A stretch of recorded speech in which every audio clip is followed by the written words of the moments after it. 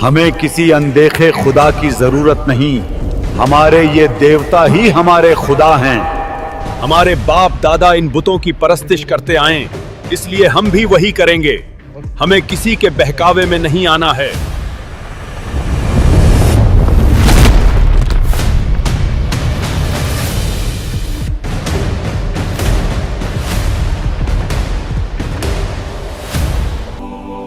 अल्लाह की इबादत करो, उसी ने तुम्हें मिट्टी से बनाया और तुम्हें तमाम नेमतों से नवाजा। हम तुम्हें नबी नहीं मानते। अगर तुम सच्चे हो तो हमें कोई निशानी दिखाओ।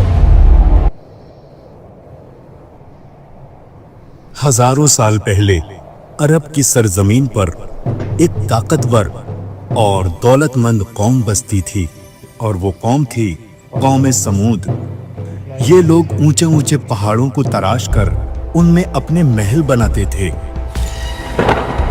उनके जिस्म बहुत बड़े, कद लंबा और ताकत बेहिसाब थी।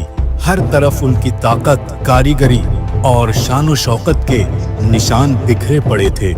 लेकिन ताकत और दौलत के साथ उन्हें घमंड भी आ गया था। हम किसी से नहीं डरते। हमारे जैसी ताकत दुनिया में किसी के पास नहीं, और नहीं किसी के पास इतनी दौलत है। वक्त के साथ साथ उन्होंने अपने असली रब यानी कि अल्लाह रब्बुल इज्जत को भूलना शुरू कर दिया। उन्होंने अपने हाथों से पत्थर के बड़े बड़े बुत बनाए और उन्हें अपना रब कहने लगे। हमें किसी खुदा की जरूरत नहीं, हमारे ये देवता ही हमारे लिए काफी हैं। हमारे बाप दादा इन बुतों की परस्तिश करते आए, इसलिए हम भी वही करेंगे। हमें किसी के बहकावे में नहीं आना है। सारी जमीन पर उनकी आवाज गूंजती थी, लेकिन दिलों में अंधेरा फैल चुका था। झूठ बोलना, चोरी करना और एक दूसरे का कत्ल कर देना उनका रोज का काम था। औरतों के दिल में खुदा का डर दूर दूर तक नहीं था। वो खुलेआम बेहयाई करती थीं। उनकी कौम में जो आदमी ज्यादा ताकतवर होता था वो उसी पे मरती थीं। मुझे हानिस बहुत पसंद है क्योंकि वो बहुत ताकतवर है।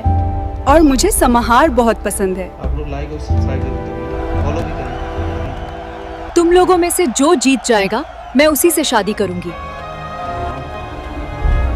वो अपनी मौत को भूल चुके थे और कयामत के दिन को भी पूरी तरह से भुला चुके थे।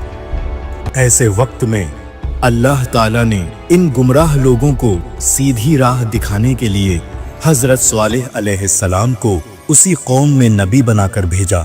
वो उसी कौम के एक नेक और समझदार इंसान थे। लोग उन्हें पहले से जानते थे। उनके इल्म और अक्ल को सभी लोग मानते थे। स्वाले, अच्छा है।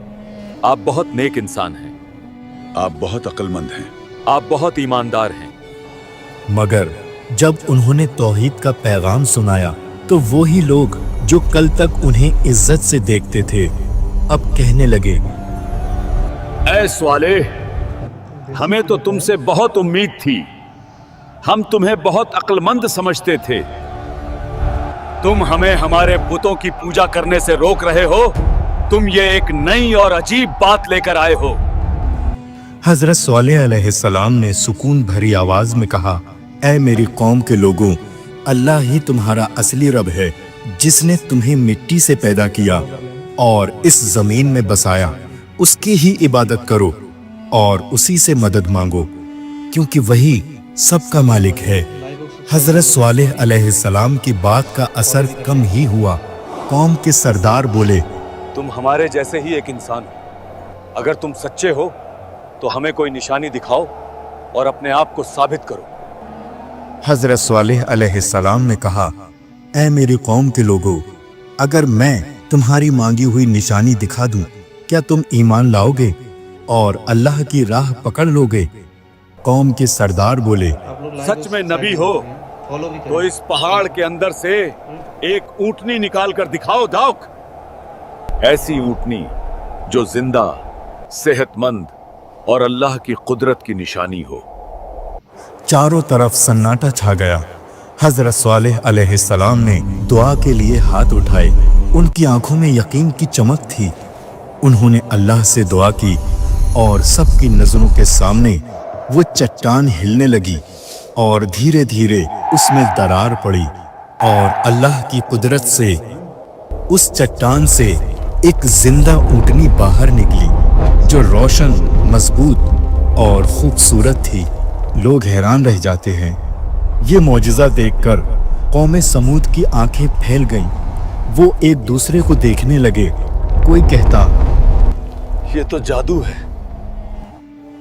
نہیں، یہ ٹریلر مجھے یہ بہت واقعی اللہ کی نشانی ہے۔ پسند ہے، آپ کو دیکھنا چاہیے۔ حضرت صالح علیہ السلام نے کہا، یہ اونٹنی تمہارے رب کی نشانی ہے، اسے تکلیف مت دینا، اسے اللہ کی زمین میں آزادی سے چرنے دینا، اور اس کا پانی پینے کا دن الگ ہے جیسا کہ اللہ نے حکم دیا ہے۔ حالانکہ یہ معجزہ سب کی نظروں کے سامنے ہوا، لیکن کچھ لوگوں کے دل اب بھی سخت تھے۔ وہ ماننے کو تیار ہی نہیں تھے کہ یہ اونٹنی کسی انسان کے جادو سے نہیں، اللہ کی قدرت سے آئی تھی۔ حضرت صالح علیہ السلام نے اپنی قوم سے کہا، یہ اونٹنی تمہارے رب کی طرف سے ایک نشانی ہے۔ جب یہ پانی پیے گی، اس دن کوئی اور جانور پانی نہیں پیے گا، اور دوسرے دن باقی سب پیئیں گے، مگر اس دن اونٹنی پانی نہیں پیے گی۔ یہ حضرت نے بالکل صحیح فیصلہ کیا ہے۔ ہاں، میں بھی ان کی بات سے سہمت ہوں۔ قوم کے کچھ لوگ ایمان لے آئے، ان کے دلوں میں نور اتر آیا، مگر زیادہ تر لوگ اب بھی اپنی ضد پر اڑے رہے۔ ان کے دلوں میں تکبر اور جلن بڑھتی جا رہی تھی۔ آپ لوگ لائک اور سبسکرائب ضرور کریں، فالو بھی نہیں، کریں۔ میں نہیں مانتا، ہم؟ سوائے جادو کے یہ اور کچھ نہیں ہے۔ واہ، حضرت صالح علیہ السلام بار بار سمجھاتے رہے، اے میری قوم، یہ اونٹنی اللہ کی امانت ہے، اس سے دشمنی مت رکھو، اس پر ہاتھ مت اٹھاؤ، ورنہ اللہ کا عذاب تم پر اتر آئے گا۔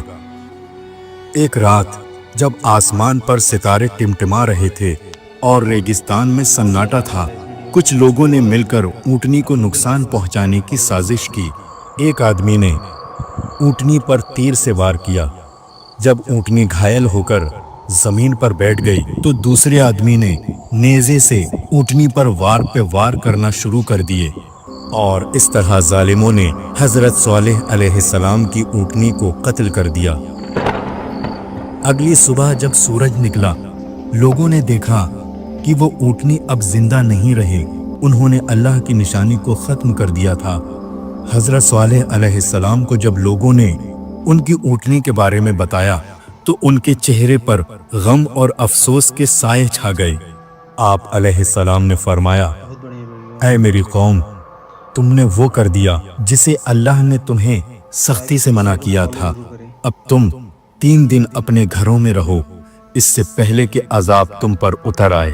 دیکھتے ہیں صالح 3 دن بعد کیا ہوتا ہے، کون سا عذاب ہم پر آتا ہے۔ یہ 3 دن اس قوم کے آخری دن تھے۔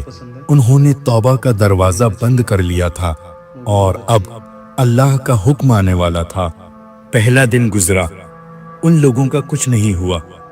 تیسرا دن ختم ہونے کو تھا اور حضرت صالح علیہ السلام نے اپنی قوم کے لوگوں کی طرف آخری نظر ڈالی۔ وہ جانتے تھے اب اللہ کا حکم اتر چکا ہے۔ قوم سمود جس نے پتھروں سے گھر بنائے تھے اور جو خود اتنے طاقتور تھے، اب وہ ہلاک ہونے والے تھے۔ حضرت صالح علیہ السلام نے کہا، اے میری قوم، کاش تم میری بات مان لیتے، کاش تم اللہ کی نشانی کو نہ مٹاتے، کاش تم اپنے گناہوں سے توبہ کر لیتے۔ حضرت صالح علیہ السلام اپنے ایمان والے ساتھیوں کے ساتھ دور کے پہاڑوں کی طرف چلے گئے، اور پھر اللہ کا عذاب اتر آیا۔ پہلے ایک زوردار آواز آئی، ایک ایسی چیخ جس نے آسمان اور زمین کو ہلا دیا۔ ہر دیوار کانپ اٹھی۔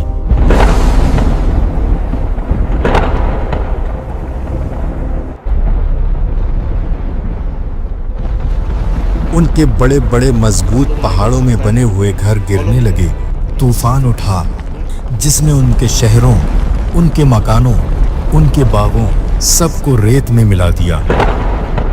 قوم سمود जो कभी पहाड़ तराश कर महल बनाती थी, अब खुद रेत के जर्रों में बिखर चुकी थी। जब तूफान थमा तो बस सन्नाटा रह गया।